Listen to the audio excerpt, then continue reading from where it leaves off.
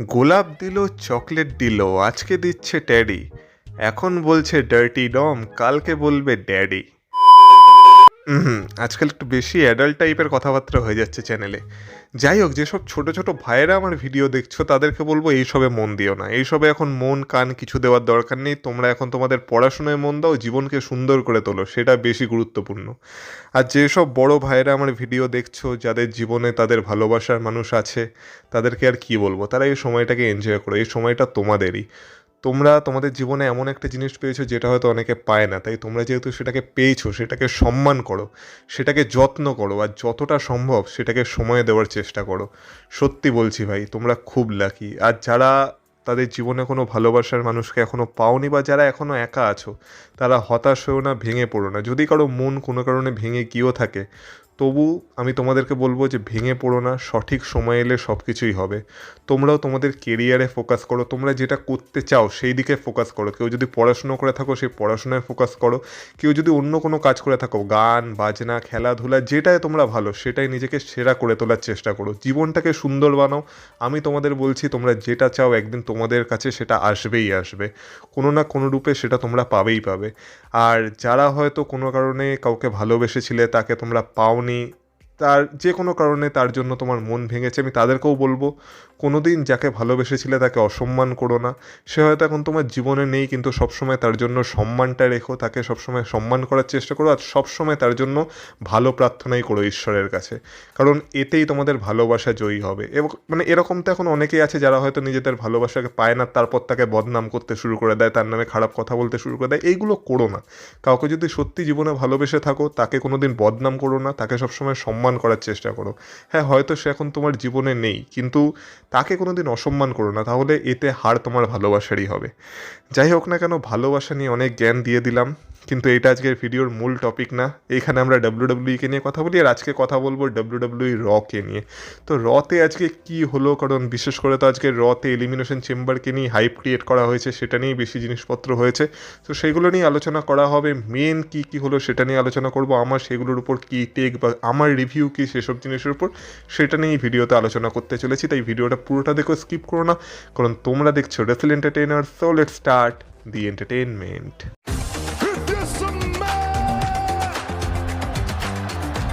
Acknowledge me. Acknowledge me. You there, sitting at home. Acknowledge me. আজকের রয়ের শুরুতেই আমরা দেখতে পেয়েছিলাম জে লিকে, যেখানে সে সিএম পাঙ্কের সাথে আর কি এরিনায় প্রবেশ করছিল। আর তাকে দেখে বেকি লিঞ্চ তো পুরো রেগে বোম হয়ে গেছিলো যে এজেলি এখানে কী করছে। আর আমিও ভাবছিলাম যেই এজেলি রয়্যাল রাম্বলে এলেও না, তাকে র্যান্ডাম একটা রয়্যাল এপিসোডে ডাব্লিউডাব্লিউ নিয়ে চলে এলো, তাও এলিমিনেশন চেম্বারের আগে। যাই হোক, ভালো করেছে। তো আমরা দেখতে পেলাম আজকের রকে তাই শুরুও করেছিল বেকি লিঞ্চ, যেখানে বেকি লিঞ্চ এসে এই কথাটাই বলছিল যে তার একদমই ভালো লাগছে না এজেলিকে দেখে, আর সে এটাই জানতে চাইছে যে এজেলি এখানে কি করছে। এজেলি বেকি লিঞ্চের জীবনকে দুর্বিষহ করে তুলেছে, তার জন্য এজেলিকে বেকি লিঞ্চ কোনোভাবেই সহ্য করতে পারছে না। এইসব বলতে বলতেই আমরা দেখতে পেলাম যে সেখানে এজেলিও এন্ট্রেন্স করে। এজেলি তার থিম সঙ্গের সাথে নাচতে নাচতে, বা সে যেভাবে আর কি রিংয়ের দিকে আসে সেইভাবে এলো। তারপর আমরা আমি বলবো বেকি লিঞ্চের এজেলির মধ্যে আজকে যে প্রোমো ডেলিভারিটা হয়েছে না, ওটা দেখে আমার মনে হচ্ছিলো এরা একটু বেশি ওভার অ্যাক্টিং করছে না। মানছি দুজনের ক্যারেক্টারটাই হয়তো সেরকম, তারা একটু ওভার অ্যাক্টিংই করে, কিন্তু বেকি লিঞ্চ আর এজেলি দুজনই আমার মনে হলো একটু বেশি ওভার অ্যাক্টিং করছে। যেখানে আর কি বেকি লিঞ্চ এজেলিকে বলছিল যে তুই এখানে কি করছিস, এজেলিও বলছিল যে তুই বলছিস আমি নাকি তোর জীবনকে দুর্বিষহ করে তুলেছি, কিন্তু আমি তোর সাথে কি করেছি। তারপর একে একে সে যেগুলো করেছে সেগুলো গোনাচ্ছিল, যে হ্যাঁ আমি তোকে রেসেল পালুজাতে হারিয়েছিলাম, ও হ্যাঁ সার্ভাইভার সিরিজ ওয়ার গেমসেও হারিয়েছিলাম, কিন্তু তারপর তো আমি কিছু করিনি। ও না না না না, হ্যাঁ আমি ম্যাক্সিন ডুপ্রির এগেনস্টেও তোকে হারিয়ে দিয়েছিলাম, আর তোর টাইটেল কস্ট করিয়ে দিয়েছিলাম। তো হ্যাঁ, হয়তো হতে পারে। তখন বেকি লিঞ্চ বলে যে তুই আমার পেছন ছাড়ার জন্য কী চাস, তুই আমার সাথে ম্যাচ চাস না, কারণ তুই একটা বেস্ট কারোর সাথে ম্যাচ চাইছিস। ঠিক আছে, তুই ম্যাচ পেয়ে যাবি, এলিমিনেশন চেম্বারে তুই ম্যাচ পেয়ে যাবি।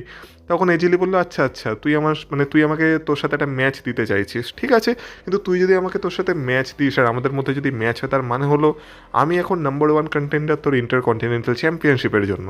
তো তখন বেকি লিঞ্চ বলে যে না না, আমি আমার চ্যাম্পিয়নশিপ অন দ্য লাইন রাখবো না। তখন এজেলি বলে তাই চ্যাম্পিয়নশিপ অন দ্য লাইন রাখবি না, ঠিক আছে তাহলে ম্যাচও হবে না।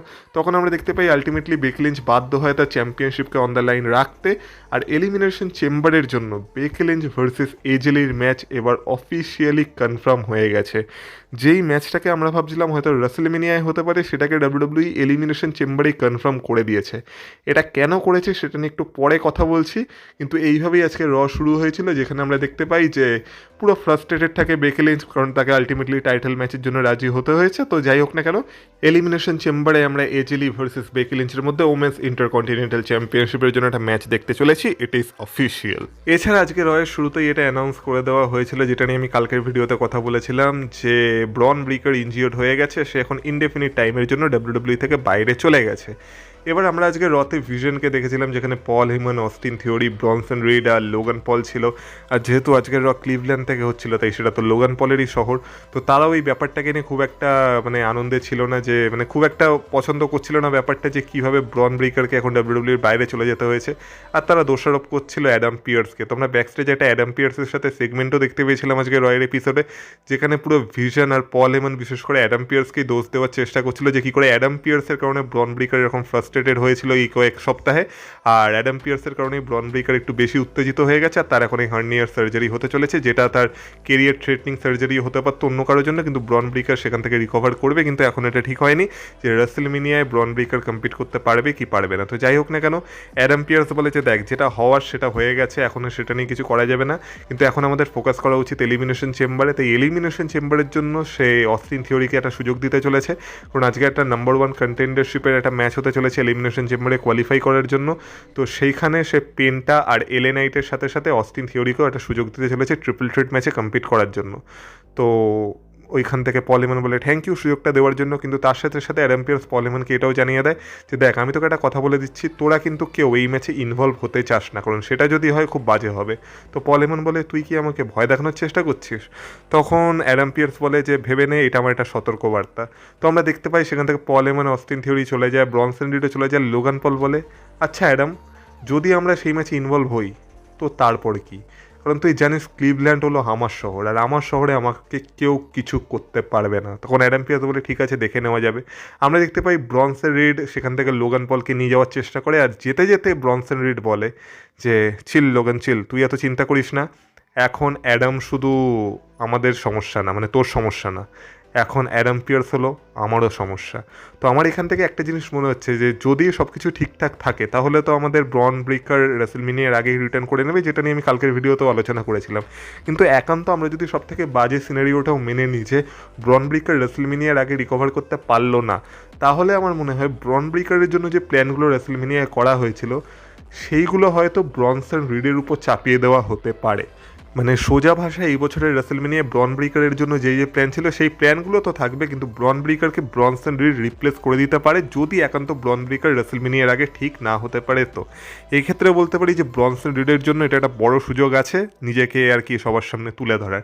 যাই হোক না কেন, এই যে ট্রিপল থ্রেট ম্যাচটা অ্যাডাম পিয়ার্স অ্যানাউন্স করলো, সেটা নিয়ে তো কথা হবে, কিন্তু তার আগে আমরা আজকে রতে ট্যাগ টিম চ্যাম্পিয়নশিপের জন্য উসোস ভার্সেস আলফা একাডেমি বা আলফা বেবস, ওটিস আর আকিরা তোজাওয়া, এদের মধ্যে একটা ম্যাচ দেখতে পেয়েছিলাম। এবার এই ম্যাচটার কথা কী বা বলি, উসোসদের এক্সপিরিয়েন্স তো এই ম্যাচে কাজে লাগতো। এবার এই ম্যাচটাকে নিয়ে বেশি কিছু বলার নেই। এই ম্যাচে আকিরা তোজাওয়া আর ওই দিক থেকে আমাদের ওটিস চেষ্টা করেছিল, কিন্তু উসোসদের এক্সপিরিয়েন্সের সামনে তারা হার মেনে যায়। লাস্টে আমরা দেখতে পাই উসোস তাদের ট্যাকটিক্সকে কাজে লাগিয়ে লাস্টে একটা 1D মেরে ওটিসকে পিন করে তার টিমের জন্য, উসোসরা নিজেদের টিমের জন্য এই ম্যাচটাকে জিতে যায়, নিজেদের ট্যাগ টিম চ্যাম্পিয়নশিপ সাকসেসফুলি এই ম্যাচে রিটেন করে নেয়। লাস্টে আমরা দেখতে পাই ওটিস আর আকিরা তোজাওয়াকে তারা রেসপেক্টও পে করে। লাস্টে জিমি উসো যে উসোকে বলে যে ঠিক আছে, আমি চাই আমরা যেন এইভাবেই ট্যাগ টিম চ্যাম্পিয়নশিপ ডিফেন্ড করে করে আগে এগাই, কিন্তু এবার তোর যেটা নেক্সট ফোকাস হওয়া উচিত সেটা হচ্ছে তোকে এবার এলিমিনেশন চেম্বারের জন্য কোয়ালিফাই করতে হবে। তো যদিও এখন উসোস যে উসো আর জিমি উসো একসাথে চলে এসছে, তবু মনে হচ্ছে যে উসোর সিঙ্গলস রান এখনও কোথাও না কোথাও চলছে, আর এবার জেউসও একটা সুযোগ পেতে চলেছে এলিমিনেশন চেম্বারে কোয়ালিফাই করার। তো সেটা হয়তো নেক্সট উইকে হবে। আর আমার মনে হয় এখন এই জন্যই জেউস আর জিমিউসোকে একটু আলাদা আলাদা রাখা হচ্ছে, যেহেতু এখন নাওমি প্রেগনেন্ট আছে আর তার বাচ্চা হবে করছে। তো হয়তো জিমিউসো এখন তার সাথে একটু সময় কাটাতে ব্যস্ত, আর সেই কারণেই হয়তো জিমিউসো প্রত্যেকটা শোতে অ্যাপিয়ার করছে না, আর এই কারণে এখনও জেউসের আমরা একটা সিঙ্গলস রান দেখতে পাচ্ছি, যদিও তাদের কাছে ট্যাগ টিম চ্যাম্পিয়নশিপ আছে। কিন্তু আমার মনে হয় রাসেলমেনিয়া আস্তে আস্তে এইটাও ঠিক হয়ে যাবে, আর জেউসোর সুযোগ পেলেও আমার মনে হয় না জেউসো এলিমিনেশন চেম্বারের জন্য কোয়ালিফাই করতে পারবে বলে। এরপর আমরা রিংয়ে দেখতে পেয়েছিলাম ডমিনিক মিস্ট্রিও আর লিভ মর্গানকে। আর লিভ মর্গান আজকে বেসিক্যালি এসেছিল যে সে রাসেলমেনিয়ায় কাকে চ্যালেঞ্জ করবে, সে তার ডিসিশন নিয়েছে কিনা সেটাই জানাতে। কিন্তু সে কিছু বলার আগে আমরা দেখতে পাই যে ডমিনিক তাকে আটকে সবার প্রথমে ডমিনিক তাকে গোলাপ ফুলের একটা বুকে দেয় আর তারপর একটা চকলেট দেয়। মানে যেহেতু ভ্যালেন্টাইন্স উইক ছিল তাই আমরা তাদের মধ্যে একটা খুব সুন্দর মোমেন্ট দেখতে পাই। তো লিভ মর্গানও সবাইকে মনে করিয়ে দেয় যে এখন ভ্যালেন্টাইন্স উইক চলছে, ভালোবাসার সময় চলছে, আর love is in the air. তো আমরা তাদের মধ্যে একটা খুব সুন্দর রোম্যান্টিক মুহূর্ত দেখতে পাই। আর তারপর লিভ মর্গান ডমিনিককে নিজেকে ইন্ট্রোডিউস করে, সে নিজেকে greatest royal Rumble winner of all time বলে। আর সেটাও বলে যে এখন পুরো রস্টার তার দিকে তাকিয়ে আছে যে সে রাসেলমেনিয়াতে কাকে চ্যালেঞ্জ করতে চলেছে। তো এইসব বলতে বলতে আমরা আবার দেখতে পাই সে ডমিনিককে হাক করে। তারপর ডমিনিক কিছু বলতে যাচ্ছিল, সেই সময় স্টেফিনি ভ্যাকার বেরিয়ে আসে। স্টেফিনি ভ্যাকারের এন্ট্রেন্সের আগে যে আগুনগুলো বেরায়, মানে সেই কেন যখন বেরিয়ে আসতো তখন যেভাবে একটা মানে ব্লাস্ট হয়ে আগুন বেরোতো না, সেইভাবেই মানে একটা আজকে আগুন বেরিয়েছিল। আর সেটায় ডমিনিক যেভাবে ভয় পেয়েছে সেটা দেখার মতো মুহূর্ত ছিল, মানে ডমিনিকের মুখটা সত্যি দেখার মতো ছিল। যাই হোক না কেন, সেখানে আমরা দেখতে পাই স্টেফিনি ভ্যাকার বেরিয়ে আসে। স্টেফিনি ভ্যাকার বেরিয়ে আসার পর স্টেফিনি ভ্যাকার নিজের মেক্সিকান ভাষায় কিছু একটা বলে লিভ মর্গানকে, যেটা লিভ মর্গান বুঝতে পারে না। আর তারপর সে ডমিনিককে জিজ্ঞাসা করে যে কী বললো। তো ডমিনিক বলে যে কী বললো আমি সেটা তো তোমাকে বলতে পারবো না, কিন্তু আমি একে দেখছি বলে ডমিনিকও মেক্সিকান ভাষায় তাকে কিছু রিপ্লাই দেয়। তখন ওই দিক থেকে স্টেফিনি ভ্যাকার বলে যে ডমিনিক বলেছে যে সে হলো লিভ মর্গানের বিচ। তো যাই হোক না কেন, তো লিভ মর্গান বলে যে তুই যখন আমার ডমিনিকের উপর এতই নজর দিচ্ছিস, আমার তোকে আমার এই হট গার্লস লাভ ডমিনিকের যে টি শার্ট আছে সেটা তোকে দেওয়া উচিত, কিন্তু তোকে দেখে আমার মনে হয় তুই এটা পাওয়ার যোগ্য না। এই বলে সে আর কি স্টেফিনি ভ্যাকারের লুকের উপরে একটুখানি মজা নিয়ে নেয়। তো তখন আমরা দেখতে পাই যে ডমিনিক আর লিভ দুজনই হাসাহাসি করতে থাকে। তো তখন স্টেফিনি ভ্যাকার বলে যে আমি চাই যাতে তুই রাসেলমেনিয়ায় আমাকে চুজ করিস, যাতে আমি তোকে রাসেলমেনিয়ায় একটা শিক্ষা দিতে পারি। তো তখন লিভ মর্গান বলে যে আমি জানতাম তুই আমাকে দিয়ে তাড়াহুড়ো করানোর চেষ্টা করছিস, কিন্তু এটা আমার ডিসিশন, আমি আমার সময় মতো নেব। তো স্টেফিনি ভ্যাকার তখন সেখান থেকে বেরিয়ে যেতে চায়। তখন কী সব পিতা না পুতা বলে কী সব বলে, সেটা বলার পর আমরা দেখতে পাই স্টেফিনি ভ্যাকার একটু বেশি রেগে যায়, ডমিনিককে একটা থাপ্পড় মেরে সেখান থেকে চলে যায়। আর তারপর ডমিনিক তো সেই থাপ্পড়টাকে রিংয়ের মধ্যে পড়ে যায়, লিভ মর্গানের ডমিনিক রিংয়ে থাকে আর স্টেফিনি ভ্যাকার সেখান থেকে চলে যায়। তো গল্প যেভাবে এগাচ্ছে দেখে তো এটাই মনে হচ্ছে যে আলটিমেটলি লিভ মর্গান স্টেফিনি ভ্যাকারকেই সিলেক্ট করবে, এটা তো আমি তোমাদেরকে প্রথম থেকেই বলে আসছি। তো এত সুন্দর একটা রোমান্টিক মুহূর্ত দেখার পর আমরা ব্যাক স্টেজে যখন যাই তখন সেখানে দেখি যে লিভ মর্গান আর কি ডমিনিককে চেক করছে যে ডমিনিক ঠিকঠাক আছে কিনা, কিন্তু রাকেল রড্রিগেজ বলে যে চেক তো আরেকজনকে করা দরকার। এই বলে সে ফিন বেলারের দিকে পয়েন্ট করে। আমরা দেখতে পাই ফিন বেলার হতাশ হয়ে বসে আছে। আর তারপর ডমিনিক ফিন বেলারের সাথে কথা বলতে যায়, যেখানে আমরা ডমিনিক আর ফিন বেলারের মধ্যে একটা মোমেন্ট দেখতে পাই, যেখানে ডমিনিক ফিন বেলারকে সান্ত্বনা দেওয়ার চেষ্টা করে যে ঠিক আছে সে সিএম পাঙ্কের কাছে হেরে গেছে, কোনো ব্যাপার না, সে চেষ্টা করেছিল, খুব তাড়াতাড়ি জেডি ম্যাকডোনা আবার চলে আসবে, তারপর তারা আবার ট্যাগ টিম চ্যাম্পিয়নশিপের জন্য যেতে পারবে। তো ফিন বেলার আজকে ডমিনিককে পরিষ্কার করে এটা বলে দেয় যে ফিন বেলার হাঁপিয়ে গেছে এটা আফটার থট হতে হতে, মানে সে আর আফটার থট হতে চায় না, সে আর এমন কেউ হতে চায় না যে কিনা একটা সেকেন্ড চয়েস, সে এখন সবসময় স্পটলাইটে থাকতে চায়। তো সেই কারণে আমরা দেখতে পাই সে ডমিনিকের উপর আজকে একটু রেগে যায় আর ডমিনিককে বলে সে যেন এরকম ফালতু অ্যাডভাইস দিতে আর না আসে। তো আমরা ডমিনিক আর ফিনবেলারের মধ্যে একটা ছোটো মুহূর্ত দেখতে পেয়েছিলাম, যেটা হয়তো তাদের ফিউচারের যে আর কি তাদের মধ্যে স্টোরি লাইনটা বা ফিউডটা চলতে পারে সেটাকে ডাব্লিউডাব্লিউ টিজ করার চেষ্টা করছিল। কিন্তু এই টিজ তো ডাব্লিউডাব্লিউ গত 1 বছর ধরে দিয়ে আসছে, কিন্তু জাজমেন্টে ভাঙছে না। কিন্তু এবার দেখে মনে হচ্ছে আমরা সেটার খুব কাছাকাছি চলে এসেছি। তার কারণ হচ্ছে আজকে একটা ইন্টারভিউ হওয়ার কথা ছিল, যেখানে মাইকেল কোল আমাদের ওয়ার্ল্ড হেভিওয়েট চ্যাম্পিয়ন সিএম পাঙ্কের ইন্টারভিউ নিত, যে রোমান রিংস আর সিএম পাঙ্কের মধ্যে আগের সপ্তাহে যে ব্যাপারটা হয়েছে, এরপর সিএম পাঙ্কের কী বলার আছে আর কি। কিন্তু আমরা সেই ইন্টারভিউটা শুরু হওয়ার আগেই দেখতে পাই যে সেখানে ফিন বেলার চলে আসে। ফিন বেলার রিংয়ে গিয়ে সবার প্রথমে বলে যে ফিন বেলার হাঁপিয়ে গেছে একটা আফটার থট হতে হতে। সবাই হয়তো ফিউচারের কথা ভাবছে, কিন্তু আগে কি হয়েছিল সেটা হয়তো সবাই ভুলে যায়। আর এখানে হয়তো মনে হচ্ছে সে ট্রিপল এইচকে কোনো মানে ট্রিপল এইচের উপর কোনো শট নিতে চাইছে, কারণ ট্রিপল এইচই তো ভুলে যায় যে আগে সে স্টোরি লাইনে কী করেছিল। যাই হোক না কেন, ফিন বেলার বলে যে যতদূর তার মনে পড়ছে সে সিএম পাঙ্ককে অ্যাটাক করেছিল, তাই এখন সিএম পাঙ্ক যদি কারো শিকার হয়ে থাকে সেটা হচ্ছে তার শিকার। সে রোমান রিংসকে কখনোই তার শিকারকে ছিনিয়ে নিতে দেবে না তার হাত থেকে। আর যেইভাবে সিএম পাঙ্ক তার হোম টাউন মানে আয়ারল্যান্ডে গিয়ে ফিন বেলারকে হারিয়েছিল বেলফেস্টে, তো ঠিক সেমভাবে এবার ফিন ব্যালর সিএম পাঙ্ককে হারাতে চায় তার নিজের হোম টাউনে, মানে সিএম পাঙ্কের হোম টাউনে, যেটা হলো শিকাগো।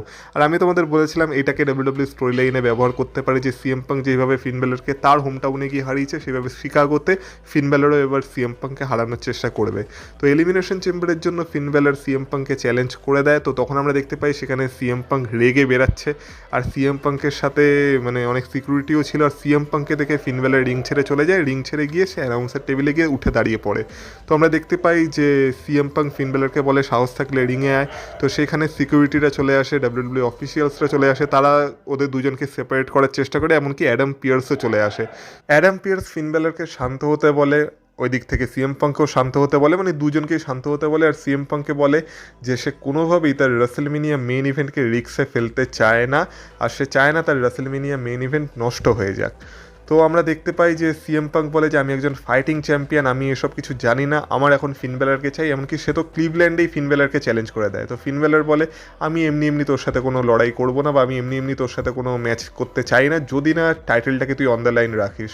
তো তখন আমরা দেখতে পাই যে সিএম পাঙ্ক তার টাইটেলকেও অন দ্য লাইন রেখে দেয়, কিন্তু তবু অ্যাডাম পিয়ার্স বলে যে ফাইন, ঠিক আছে, কোনো ব্যাপার না, যখন তোরা দুজনেই ম্যাচটা চাস সেই ম্যাচটা হবে, কিন্তু সেই ম্যাচটা আজকে হবে না, সেই ম্যাচটা হবে এলিমিনেশন চেম্বারে। এইভাবে সিএম পাঙ্ক ভার্সেস ফিন ব্যালরের match for world heavyweight championship elimination চেম্বারের জন্য অফিসিয়াল হয়ে যায়। আমি তোমাদের বলেছিলাম এই ম্যাচটার সম্ভাবনা আছে, আর এই ম্যাচটাকে আজকে অফিসিয়াল করে দেওয়া হয়েছে। কিন্তু যেহেতু ক্লিভল্যান্ডের লোকেরা ম্যাচটা পেলো না, তাই ক্লিভল্যান্ড অ্যাডাম পিয়ার্সকে বু করতে থাকে। তো এরপর আমরা দেখতে পাই সেখান থেকে ফিন ব্যালর চলে যায়, আর তারপর আমাদের মাইকেল কোল সিএম পাঙ্কের একটা ইন্টারভিউ নেয়, যেখানে সে জিজ্ঞাসা করে সিএম পাঙ্ককে যে সে কি তার রেসলমেনিয়া মেইন ইভেন্টটাকে মানে একটা রিক্সের মুখে ফেলে দিচ্ছে না, তার আর রোমান রিংসের এত বড় মেইন ইভেন্ট কি এর ফলে নষ্ট হয়ে যাবে না। তো সিএম পাঙ্ক তখন বলে যে না, সে একজন ফাইটিং চ্যাম্পিয়ন, আর সে এসবকে ভয় পায় না। সে জানে যে তার হাত থেকে যখন খুশি চ্যাম্পিয়নশিপটা চলে যেতে পারে, যে কোনো শহরে তার হাত থেকে চ্যাম্পিয়নশিপটা চলে যেতে পারে, কিন্তু সেটাও জানে যে এটা কখনোই হবে না, কারণ সে ফিন ব্যালরকে হারাতে চলেছে, আর সেই থাকবে ওয়ার্ল্ড হেভিওয়েট চ্যাম্পিয়ন। তাছাড়া সে রোমান রিংসের উদ্দেশ্যেও বলে যে রোমান রিংস হয়তো অনেক কথা বলেছে তাকে, কিন্তু রোমান রিংস এগুলো সব নিজের ভয় থেকে বলেছে, কারণ রোমান রিংস জানে যেটা চলছে সেটাকে রোমান রিংস নাকি নিজে কখনো থামাতে পারবে না। আর যখন রাসেলমেনিয়ায় রোমান রিংস আর তার ম্যাচ শেষ হবে, তখন ম্যাচের রেজাল্ট একটাই হবে, যখন অ্যানাউন্সার অ্যানাউন্স করবে and still your world heavyweight champion CM Punk, মানে সিএম পাঙ্ক যে রোমান রিংসকে রেসলমেনিয়ায় হারাতে চলেছে, এটাই আজকে সিএম পাঙ্ক মানে শিওর করে দিতে চাইছিল, বা এটাই আর কি বলতে চাইছিল। এরপর আমরা দেখতে পাই সিএম পাঙ্কও সেখান থেকে বেরিয়ে যায়।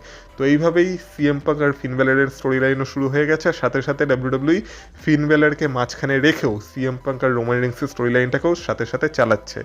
এবার এলিমিনেশন চেম্বারে ফিন ব্যালরের জেতার কতটা চান্স আছে এই নিয়ে তো আমি আগেও কথা বলেছি, কিন্তু দেখা যাক ডাব্লিউডাব্লিউ স্টোরি লাইনটাকে আর কীভাবে ইন্টারেস্টিং বানাতে পারে। স্পিকিং অফ রোমান রিংস, তো রোমান রিংসকে যারা যারা আজকের রতে দেখতে চাইছিল, তো আজকের রতে তো রোমান রিংস উপস্থিত ছিল না, কিন্তু ডাব্লিউডাব্লিউ রোমান রিংসের পুরো ক্যালেন্ডারকে অ্যানাউন্স করে দিয়েছে যে কোন কোন রতে রোমান রিংস উপস্থিত থাকতে চলেছে। আর আমরা বলতে পারি এলিমিনেশন চেম্বারের পর আমরা রোমান রিংসকে ফুল টাইম আনটিল রাসেলমেনিয়া ডাব্লিউডাব্লিউতে দেখতে পাবো, কারণ নেক্সট যে অ্যাপিয়ারেন্সটা রোমান রিংসের হতে চলেছে সেইটা হতে চলেছে 2 মার্চ, মানে আমাদের এখানে একদিন করে এগিয়ে যাবে আর কি, মানে যেটা 2 মার্চ সেটা 3 মার্চ হয়ে যাবে, মানে একদিন করে এগিয়ে নিও। তো 2 মার্চে যে ইন্ডিয়ানোপলিস থেকে রটা হবে, সেখানে রোমান রিংস উপস্থিত থাকতে চলেছে, যেটা এলিমিনেশন চেম্বারের ঠিক পরের রটা হতে চলেছে। তার পরের রটা সে আবার মিস করবে, কিন্তু 16 মার্চের যে রটা হবে স্যান অ্যান্টোনিও থেকে, সেখানেও রোমান রিংস থাকতে চলেছে। তারপরের র যেটা হবে 23 মার্চ, সেইটা হবে বস্টন থেকে, সেখানেও রোমান রিংস থাকতে চলেছে। এমনকি 30 মার্চের যে র যেটা হবে নিউ ইয়র্ক থেকে, সেখানেও রোমান রিংস উপস্থিত থাকতে চলেছে। মানে আমরা বলতে পারি এইখানেই রোমান রিংস আর সিএম পাঙ্কের গল্পকে ডাব্লিউডাব্লিউ বিল্ড করবে, আর রোমান রিংস ফুল টাইম কাজ করবে। এমনকি রাসেলমেনিয়ার আগে যে ফাইনাল র, যেটা রয়ের গো হোম এডিশন হবে রাসেলমেনিয়ার আগে, মানে রাসেলমেনিয়ার গো হোম এডিশন হবে, সেইটাও মানে সেইখানেও যেটা হবে 13 এপ্রিল, তো সেইখানেও রোমান রিংস উপস্থিত থাকতে চলেছে। মানে এলিমিনেশন চেম্বারের পরে আমরা রোমান রিংসকে পুরো ফুল টাইম ডাব্লিউডাব্লিউতে দেখতে পাবো, আর এটা ডাব্লিউডাব্লিউ অফিসিয়ালি আমাদের জানিয়ে দিয়েছে। তাই যারা জানতে চাইছিলে যে রোমান রিংস আবার কবে ফিরবে, বা আবার কবে আমরা রোমান রিংসকে ডাব্লিউডাব্লিউতে দেখতে পাবো, এই হলো তার পুরো ক্যালেন্ডার, যেটা তোমরা এই মুহূর্তে স্ক্রিনে দেখতে পাচ্ছ।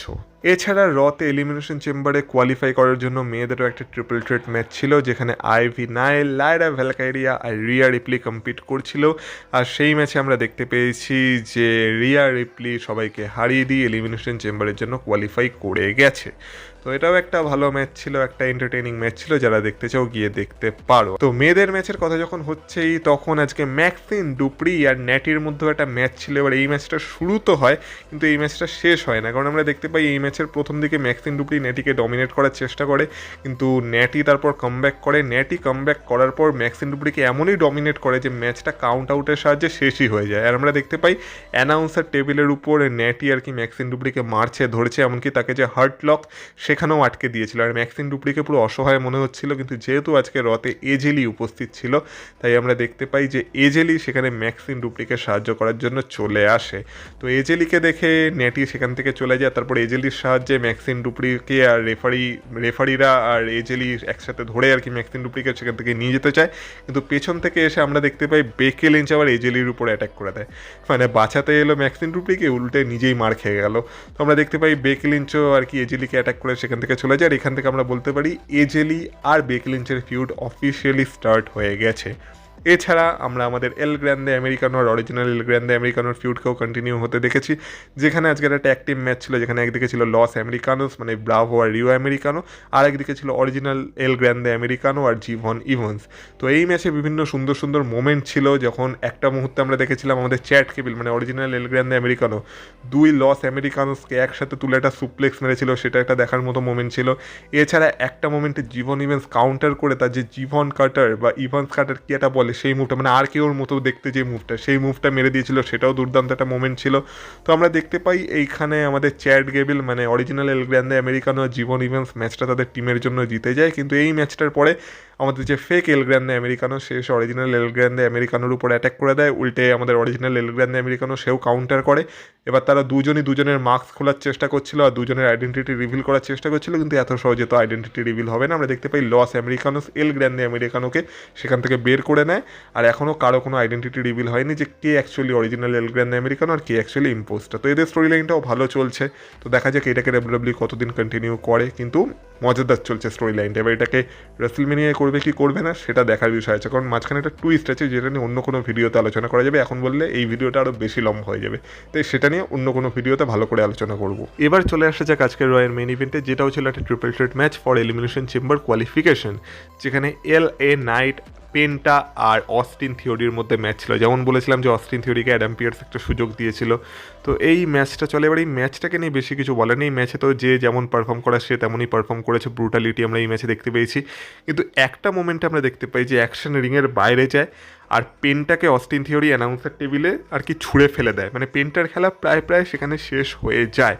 কিন্তু যখন দেখে মনে হচ্ছিল এবার হয়তো অস্টিন থিওরি এই ম্যাচটাকে জিতে যাবে, কারণ তার মাঝখানেও আমরা দেখেছিলাম যে যেহেতু ট্রিপল থ্রেট ম্যাচ ছিল, কোনো ডিসকোয়ালিফিকেশন ছিল না, তাই যদিও অ্যাডাম পিয়ার্স বারণ করেছিল ভিশনকে এই ম্যাচে ইনভলভ হতে, কিন্তু তবুও এই ম্যাচে পল হেমন, লোগান পল আর ব্রনসন রিড সবাই ইনভলভ হয়েছিল। আমরা লোগান পলের ইন্টারফিয়ারেন্স দেখেছিলাম, এমনকি ব্রনসন রিড তো এলএ নাইটকে একটা সুনামিও মেরে দিয়েছিল।